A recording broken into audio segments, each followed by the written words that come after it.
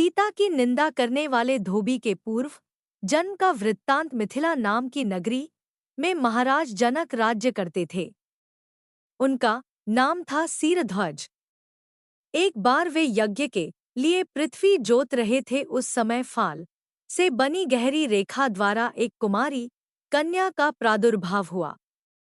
रति से भी सुंदर कन्या को देखकर राजा को बड़ी प्रसन्नता हुई और उन्होंने उस कन्या का नाम सीता रख दिया। परम सुंदरी सीता एक दिन सखियों के साथ उद्यान में खेल रही थी। वहां उन्हें एक शुक पक्षी का जोड़ा दिखाई दिया जो बड़ा मनोरम था। वे दोनों पक्षी एक पर्वत की चोटी पर बैठ कर इस प्रकार बोल रहे थे, पृथ्वी पर श्री राम नाम से विख्यात एक बड़े सुंदर राजा होंगे। उनकी महारानी सीता के नाम से विख्यात होंगी। श्री राम सीता के साथ 11,000 वर्षों तक राज्य करेंगे।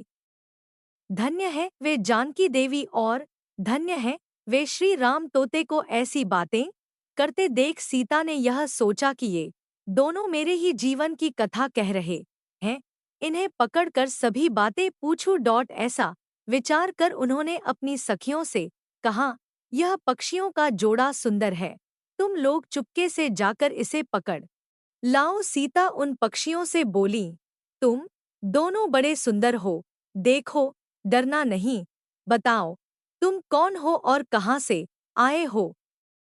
राम कौन है और सीता कौन है? तुम्हें उनकी जानकारी कैसे हुई? सारी बातों को जल्दी जल्दी बताओ। भय न करो। सीता के इस प्रकार पूछने पर दोनों पक्षी सब बातें बताने लगे। देवी वाल्मीकि नाम से विख्यात एक बहुत बड़े महर्षि हैं। हम दोनों उन्हीं के आश्रम में रहते हैं। महर्षि ने रामायण नाम का एक ग्रंथ बनाया है जो सदा मन को प्रिय जान पड़ता है।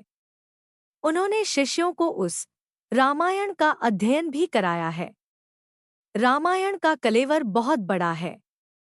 हम लोगों ने उसे पूरा सुना है। राम और जानकी कौन है, इस बात को हम बताते हैं तथा इसकी भी सूचना देते हैं कि जानकी के विषय में क्या क्या बातें होने वाली हैं।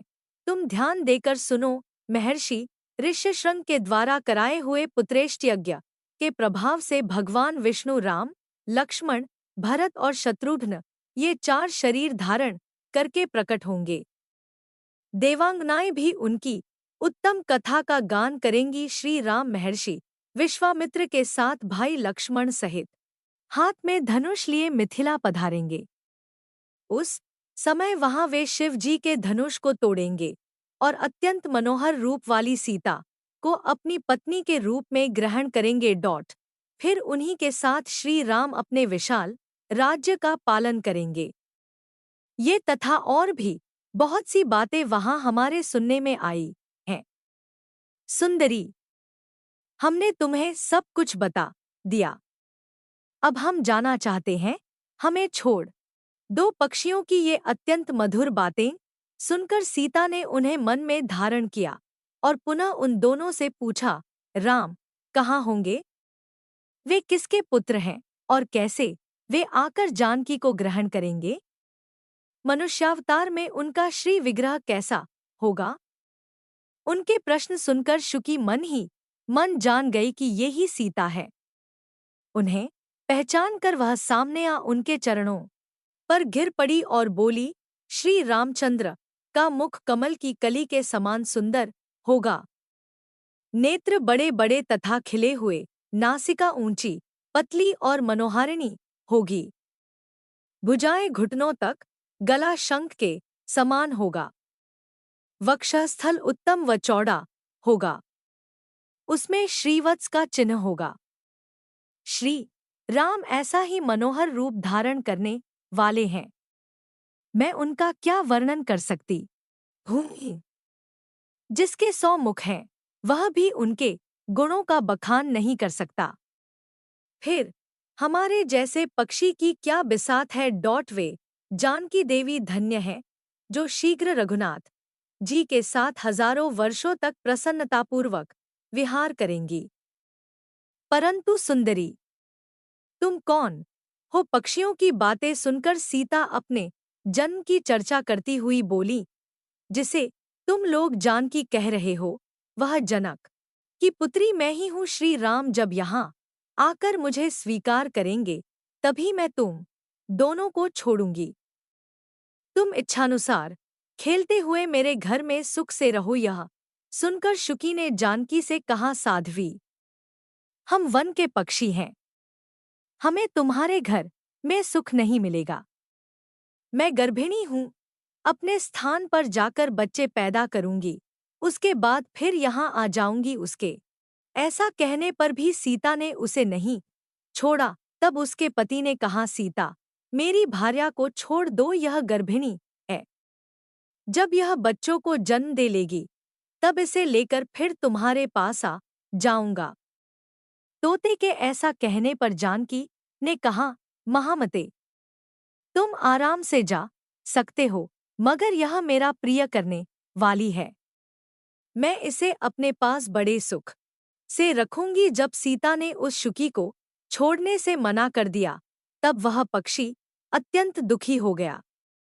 उसने करुणायुक्त वाणी में कहा, योगी लोग जो बात कहते हैं वह सत्य ही है, किसी से कुछ न कहे, मौन होकर रहे, नहीं तो उन्मत्त प्राणी अपने वचनरूपी दोष के कारण ही बंधन में पड़ता है।